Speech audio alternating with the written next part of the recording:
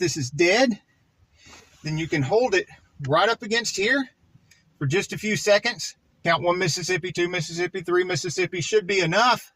And then you can, with your foot on the brake, press the start button and wait for you to have a ready signal.